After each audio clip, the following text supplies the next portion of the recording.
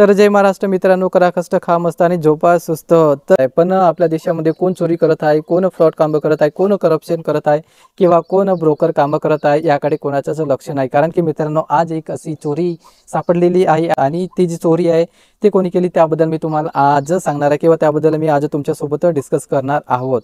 तर मित्रांनो, आजचा विषय असा आहे की आपल्या देशाचे जे minister of road transport and highways of India म्हणजे आपल्या देशाचे जे रोड आणि परिवहन मंत्री जे आहे माननीय श्री नितीनजी गडकरी, तर आज त्यांच्याबद्दलचे असे काही व्हिडिओज व्हायरल होत आहे या सोशल मीडिया थ्रू.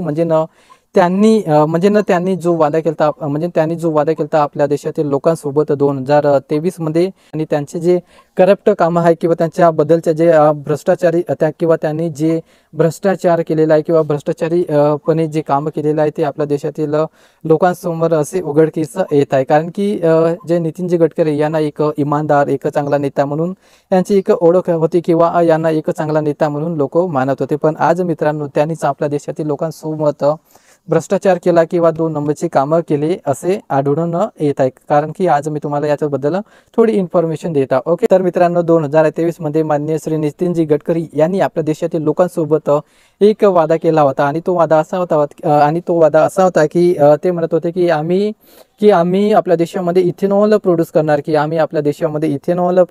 आणि तो इथेनॉल आम्ही या पेट्रोलियम प्रोडक्टमध्ये किंवा पेट्रोलमध्ये यूज करणार. आणि तो किती यूज करणार, तर 20% जो इथेनॉल आहे तो पेट्रोलमध्ये यूज करणार आणि ते पेट्रोल आहे आम्ही आपल्या देशामध्ये प्रोव्हाइड करणार आणि आपल्या देशातील जे पेट्रोलचे दर आहे ते कमी करणार, म्हणजे 50% कमी करणार. तर तो रेट असा होता की 50 रुपये प्रति लिटर प्रमाणे आम्ही तुम्हाला पेट्रोल देऊ. पण जेव्हापासून ते 20% इथेनॉल या पेट्रोलमध्ये यूज केला गेला त्यानंतर त्यानंतर पेट्रोलचा जो रेट आहे किंवा पेट्रोलचा जो दर आहे तो कमी होण्यापेक्षा मित्रांनो, तो जो रेट आहे तो 50% कमी होण्यापेक्षा 50% तो रेट वाढला. म्हणजे 50 रुपये प्रति लिटर आपल्याला द्यायला पाहिजे होतं, पण त्याच पेट्रोलचा जो रेट आहे किंवा किंमत आहे ते 104 ते 106 रुपये प्रति लिटर असे प्रमाणे आपल्याला आज प्रेझेंटमध्ये ते जे पेट्रोल आहे ते आपल्याला विकत आहे. तर मित्रांनो, तुम्हीच विचार करा की जो 2023 मध्ये नितीन गडकरी यांनी आपल्या देशातील लोकांसाठी जो वादा केला होता, हा जो वादा आहे तो आपल्या देशातील लोकांसाठी आहे की आपल्या स्वतःच्या कंपनीसाठी आहे. कारण की मित्रांनो, जो इथेनॉल आहे हा प्रोड्यूस करणारी कंपनी कोणाची आहे, तर ही इथेनॉल प्रोड्यूस करणारी कंपनी श्री नितीनजी गडकरी यांची आहे. कारण की आपल्या देशामध्ये जर आपण लगभग बघितलं तर जो शुगर इंडस्ट्रीज किंवा शुगर जी फॅक्टरीज आहे, सर्व फॅक्टरीज नितीन गडकरी यांची आहे आणि जे इथेनॉल ह्या शुगर इंडस्ट्री थ्रूच प्रोड्यूस केला जातो आणि तो इथेनॉल शुगर केन आणि मक्का यापासून ते इथेनॉल प्रोड्यूस केला जाते. तर मित्रांनो, बघून घ्या. आणि दुसरी गोष्ट म्हणजे हे जे इथेनॉल प्रोड्युसिंग कंपनी आहे, ही कंपनी रन करते त्यांचा जो मुलगा आहे निखिल गडकरी हा त्या कंपनीचा काय आहे, MD म्हणजे मॅनेजिंग डायरेक्टर आहे. त्या कंपनीचं जे नाव आहे आणि त्या कंपनीचं जे नाव आहे CN agro industries and infrastructure limited. आणि हे जी कंपनी आहे हे नितीन गडकरीचा जो मुलगा आहे तो रन करते आणि याचे जे डायरेक्टर आहे निखिल गडकरी आहे. तर मित्रांनो, बघून घ्या. आणि तेव्हापासूनच गडकरींच्या मुलाच्या कंपनीचा जो प्रॉफिट आहे ते 17 कोटीपासून म्हणजे 17 करोड पासून ते आता 511 करोड पर्यंत पोहोचलेला आहे. म्हणजे ती कंपनी एक वेळेस 17 ते 20 करोड रुपये प्रति वर्ष कमवत होती, तीच कंपनी आता इथेनॉल यूज केल्यापासून आता 511 करोड रुपये कमवत आहे. आणि दुसरी गोष्ट म्हणजे असं आहे की मित्रांनो, अगोदरचं 20% इथेनॉल या पेट्रोलमध्ये यूज करत होते, पण आता नितीनजी गडकरी असे म्हणत आहे की 27% इथेनॉल म्हणजे आता ते 27% इथेनॉल या पेट्रोलमध्ये यूज करणार आणि त्यानंतर पेट्रोलचे दर आम्ही पुन्हा कमी करणार.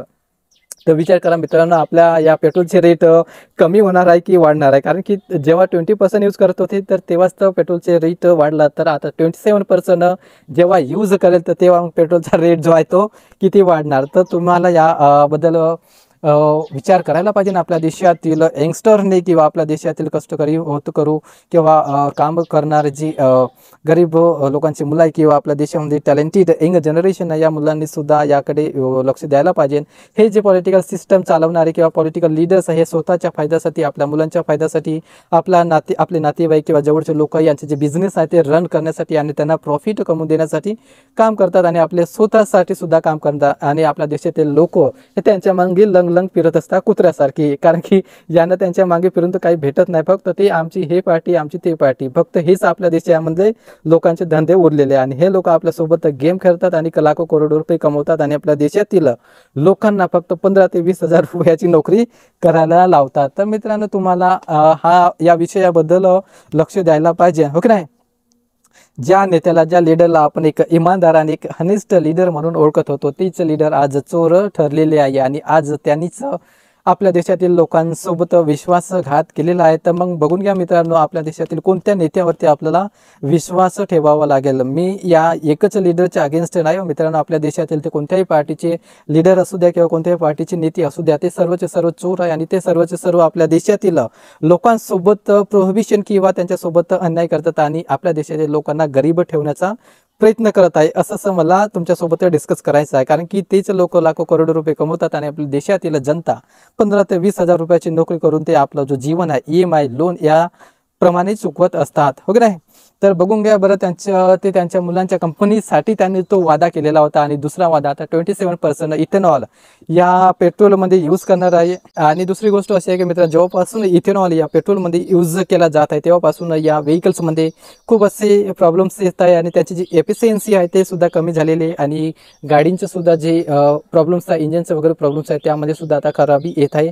आणि त्यांनी म्हटलं होतं की यापासून पोल्युशन वगैरे होणार नाही, पण तेव्हापासून सिटीजमध्ये सर्वात जास्त पोल्युशन होत आहे. एअर पोल्युशन आणि वॉटर पोल्युशन सुद्धा या सिटीमध्ये होत आहे, कारण की ज्या पण ठिकाणी, ज्या पण प्लेसेसमध्ये या शुगर इंडस्ट्रीज किंवा शुगर फॅक्टरीज आहे किंवा इथेनॉल प्रोड्युसिंग फॅक्टरीज आहे, त्या ठिकाणी जास्तीत जास्त वॉटर पोल्युशन आणि एअर पोल्युशन होत आहे. आणि ज्या ठिकाणी पण इथेनॉलच्या गाड्या जास्त चालत आहे त्या ठिकाणी सुद्धा जास्तीत जास्त पोल्युशन होत आहे. तर मित्रांनो, विचार करा तुम्ही, आपल्या देशाचे जे आपल्या देशाचे जे minister of road transport and highways of India Shri माननीय नितीनजी गडकरी, तर यांनी लोकांसोबत केलेला जो वादा होता तो स्वतःसाठी होता की आपल्या देशातील लोकांसाठी होता. तर याकडे तुम्हाला लक्ष द्यायला पाहिजे. तर दुसरी गोष्ट अशी आहे की मित्रांनो, हे लोक आपल्या देशातील शेतकऱ्यांसाठी विचार नाही करत किंवा आपल्या देशातील युवा पिढींसाठी विचार नाही करत, कारण की हे लोक फक्त आपल्या कंपन्यांचा देशातील किंवा आपलं स्वतःचे जे बिझनेसेस आहे ते कसं डेव्हलप करायचे किंवा आपले जे बिझनेस सिस्टम आहे ते कशी इन्क्रीज करायची याकडेच फक्त या लोकांचं लक्ष असते. पण आपल्या देशातील शेतकऱ्यांकडे यांचं लक्ष नाही.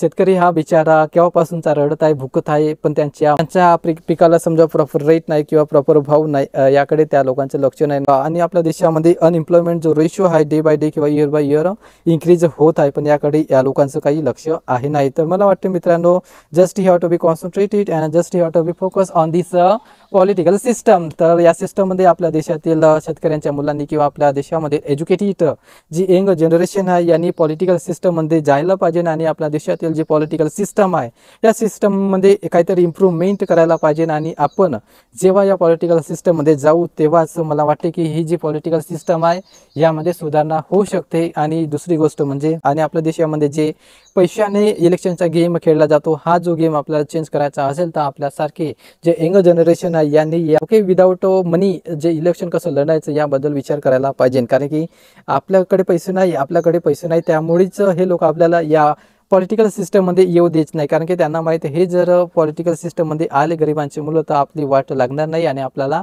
असंच हे हवेवरती सोडणार आहे. तर म्हणून मला वाटते की तुम्हाला सुद्धा याबद्दल अंडरस्टँडिंग करायला पाहिजे आणि समजायला पाहिजे. ओके, तर पुन्हा मी तुमच्यासोबत भेटणार याच न्यू टॉपिकवरती. Thank you so much. जय हिंद, जय भारत, जय महाराष्ट्र.